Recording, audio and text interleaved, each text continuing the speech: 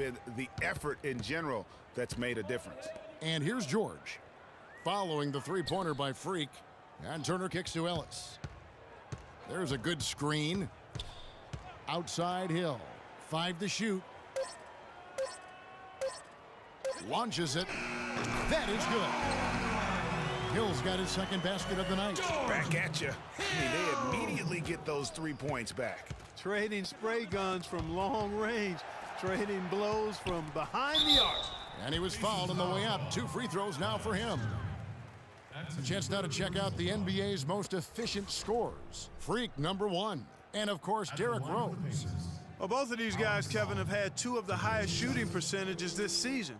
And even if the fans haven't noticed it, the coaches and their opponents have noticed it, that's for sure. All right now, gentlemen, 2 shots. Roof shots. And he makes the first. Portis, he's checked in for Mirotic.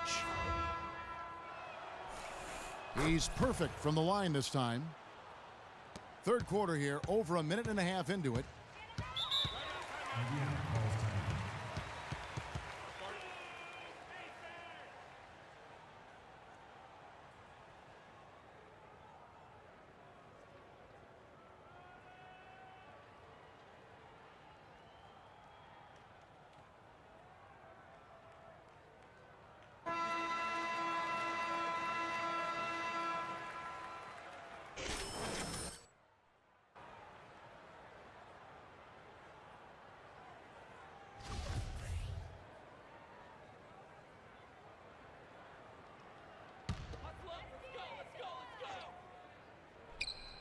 Third quarter here, over a minute and a half into it. Hill kicks to Turner, and they're going to count the bucket and send him to the line. It could be a 3-point play.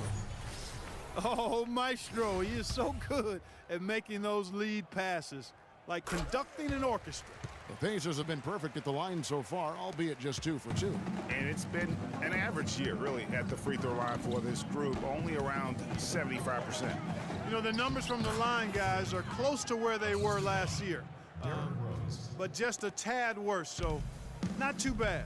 Here's Hill, following the basket by Freak. Zeller, a screen on Rose. Ellis goes in. In the corner, George with it. And it's Chicago with the rebound. +8 in the rebound differential. One more reason why they're in control. Yeah, double-digit advantage on the scoreboard. They've taken the initiative. They've played, I think, with more purpose so far. Here's Ellis. Jimmy Butler making his last shot. Shot's good by Turner. The defense has not been able to keep the ball out of the paint at that end of the floor. And I'd be interested to know just how many of these attempts have come from inside of 5 feet. Here's Portis. Yes, and it's Rose with the assist that time. Portis has got the lead up to 14 now for Chicago. For Indiana, they've gone 3 of 6 in the third quarter, 50% from the field. Outside Hill. No good on the 3. It just hasn't been a very good day for him, guys. They need him to start burying some of those. That's good. 23 points for Freak. Boy, guys, they've shown some great passing on their last few trips down the floor. Excellent. 4 straight passes leading to scores. Great team play. Now here is Hill. He has 6. Poke loose. Fast break. Here comes Chicago. Here's Butler. And there's Derrick Rose on the assist by Butler. Butler's got 6 assists now in the game. And really keeping the ball hopping around here offensively. The last 5 trips they've had have ended with a great pass leading to a basket. They're really sharing the sugar. And it's Turner off the drive. On the money with the shot from the left block. Turner's got 7 now in this quarter.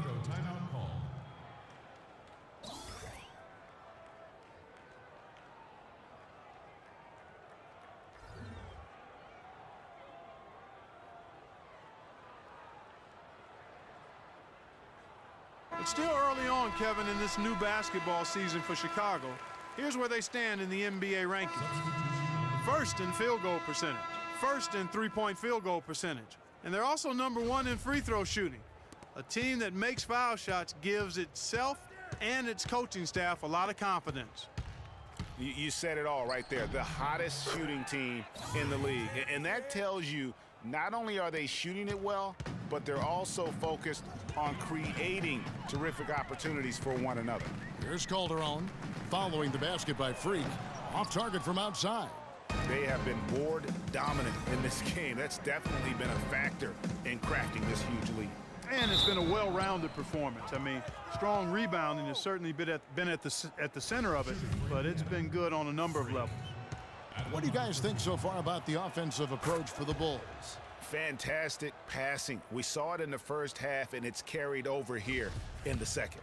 They've consistently drilled the mid-range jumper tonight as well, which has forced the D to come out on them.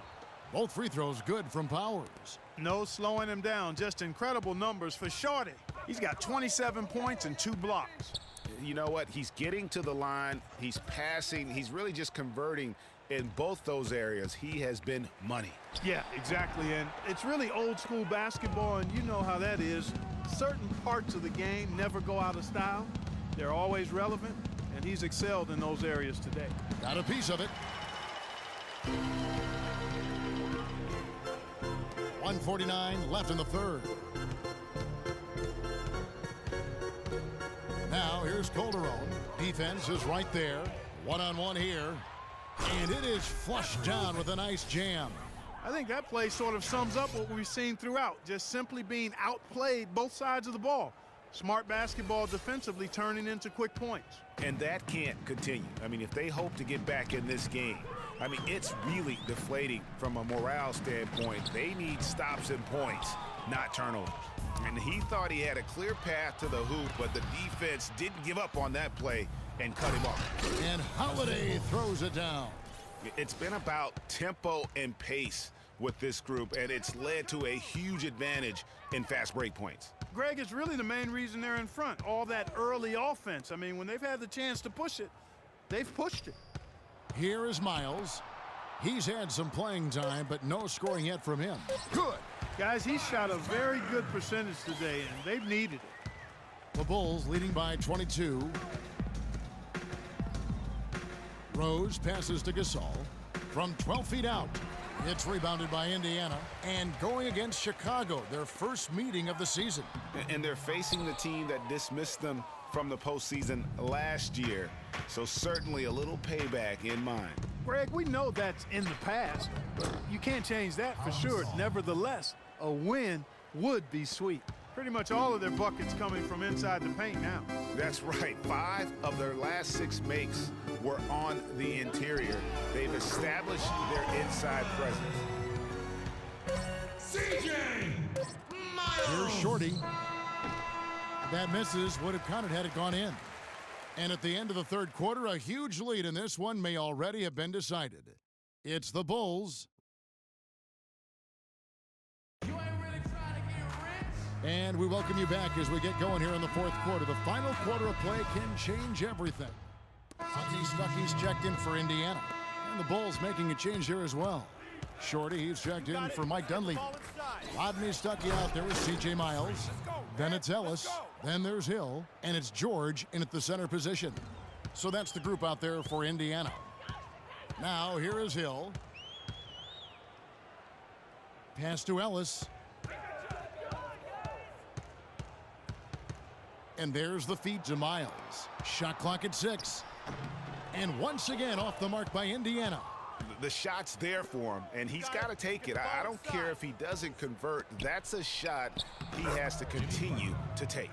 And he placed that pass out in front of him and let him just run into it in rhythm. Hill dishes to Ellis. Stuckey setting the pick for Ellis.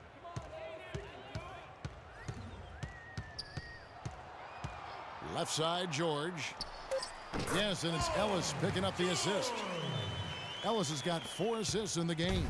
A lot of space right there to get that shot off. Not a very good job of the defender getting over the top of that screen in that particular play. Now here's Gasol. Oh! And he just punishes the D for falling asleep at the wheel. Yeah, a little disorganized that time, and the result, 2 points in the loudest way possible. Guys, there has to be better rim protection than that, though. Not very good. Special thanks to Kia for that sweet Kia Slam Cam replay. Their rebounding has been off the charts today, guys. Reason number one, this game is out of hand. Exactly, Clark.